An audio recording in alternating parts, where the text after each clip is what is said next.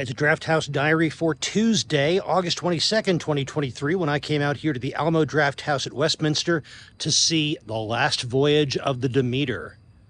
Been looking forward to this one, and it did not disappoint. It's a very different take on a part of the Dracula tale that doesn't always get a lot of attention.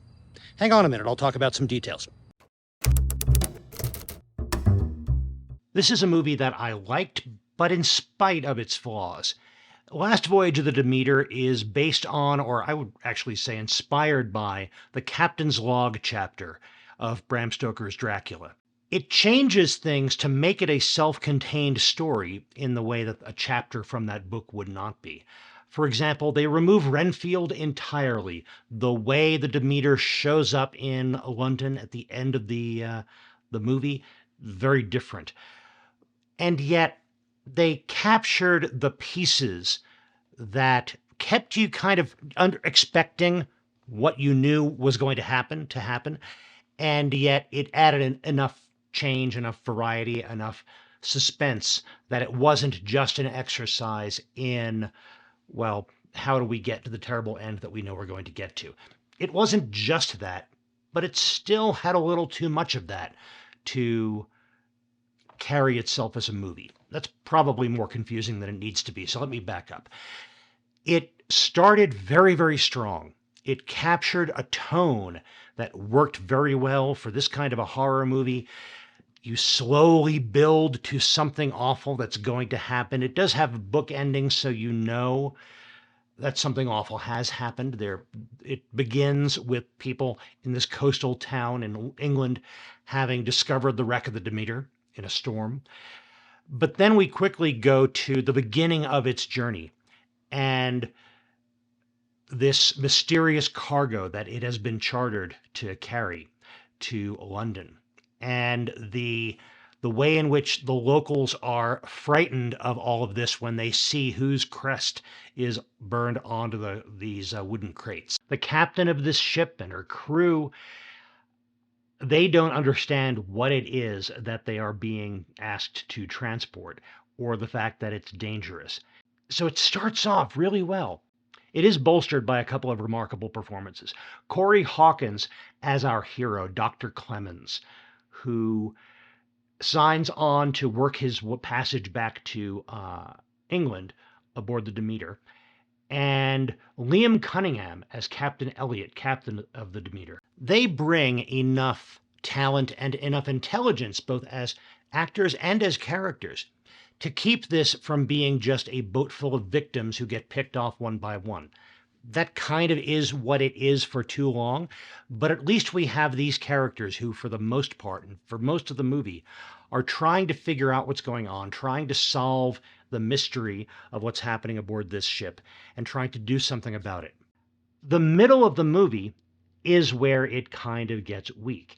It does become just a 19th century nautical version of Alien, in which crew members are being picked off one by one, and the few smart people aboard are trying to figure out what's happening. That seems to go on longer than it should. We kind of have to see the monster work its way through the crew, and there's only so much interest that can hold. All of the performances, including the actors playing the rest of the crew, they're very strong. There's just not much for them to do when they really exist only to be the next victim that might possibly lead the one or two smart characters to another clue. The ending was built around an action set piece that was very effective. It was better than I expected it to be. I was kind of too tired to really enjoy it by the time the movie got through this long slog of a middle, but it was still an excellent set of action beats, and it paid off a number of things that we had seen earlier in the movie. Because I enjoyed that dramatic action scene so much, the epilogue kind of left me cold. It was as if they felt they needed to either set themselves up for a sequel or to make sure we knew what happened to the few characters whose fates were not clear. It wasn't done poorly.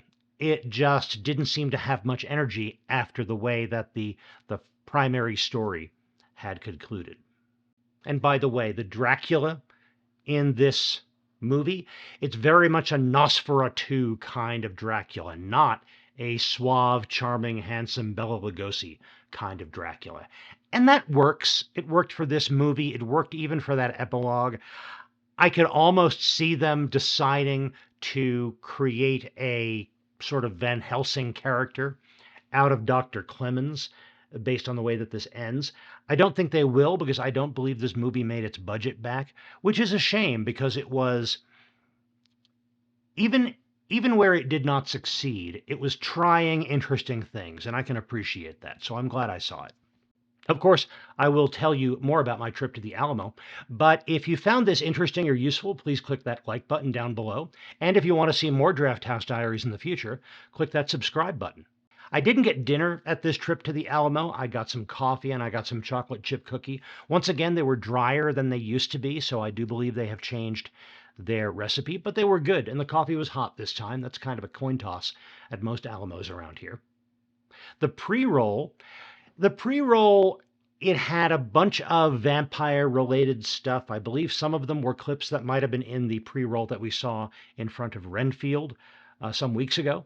But it also included lots of trailers and other references for horror movies set on or around boats. Things like Ghost Ship and others.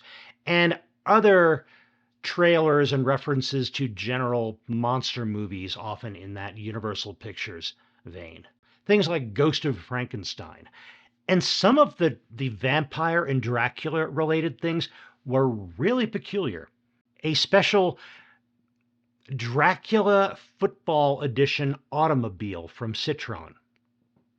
I still haven't figured that one out. But it was a fun pre-roll. It was a little bit sillier than the weight and the gravitas that the movie was trying to achieve, but it was still fun, and it still got you in the mood to watch a vampire movie. The staff, very friendly, very welcoming. This was the Westminster, so it was a comfortable theater. All in all, a good trip to the Alamo.